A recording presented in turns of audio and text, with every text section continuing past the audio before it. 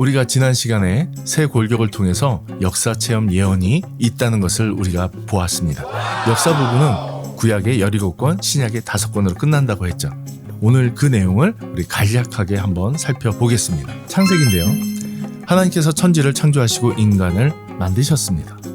이 인간이 타락한 후에 온 땅으로 흩어지게 되죠. 범죄한 인간은 하나님께서 홍수를 통해서 심판하십니다.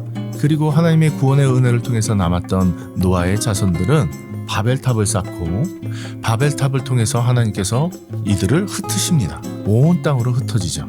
그래서 열방이 생깁니다.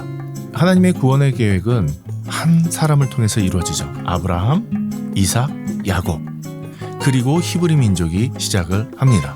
히브리 민족은 400년 동안 애굽에서 큰 민족을 이룹니다.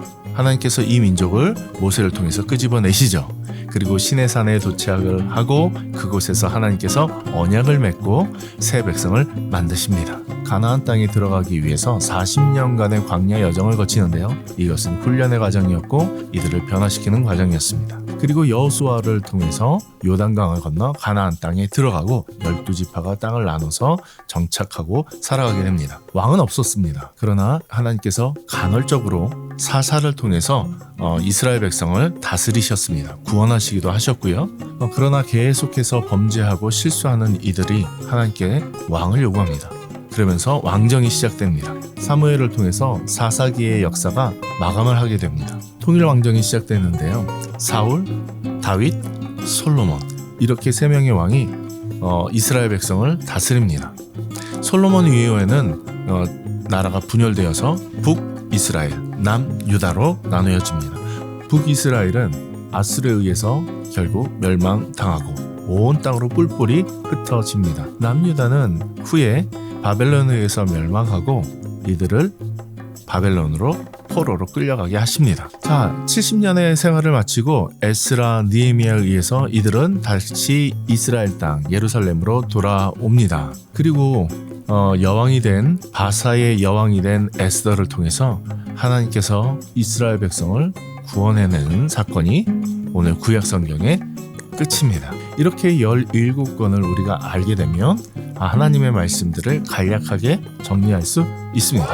구약과 신약 그 사이에 우린 침묵기가 있다라고 했어요. 하나님의 침묵에는 이유가 있다라고 말씀을 드렸습니다. 그 침묵기가 400년이 지난 후에 예수님의 오심을 준비하는 사도 요한이 오죠. 그리고 예수님이 탄생하십니다. 왕으로서의 예수 그리스도, 그리고 종으로서의 예수 그리스도, 참 인간으로서의 예수 그리스도, 그리고 참 하나님이신 예수 그리스도. 이게 마태, 마가, 누가, 요한복음의 내용입니다.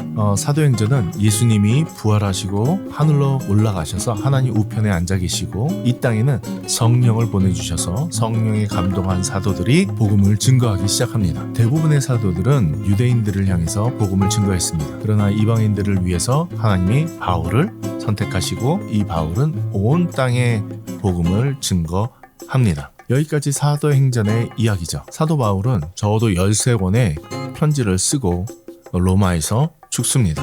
100년쯤 사도 요한은 반모섬에서 환상을 보고 요한계시록을 씁니다. 이것이 신약 성경의 끝입니다. 성경을 한번 이렇게 쭉 정리해봤어요.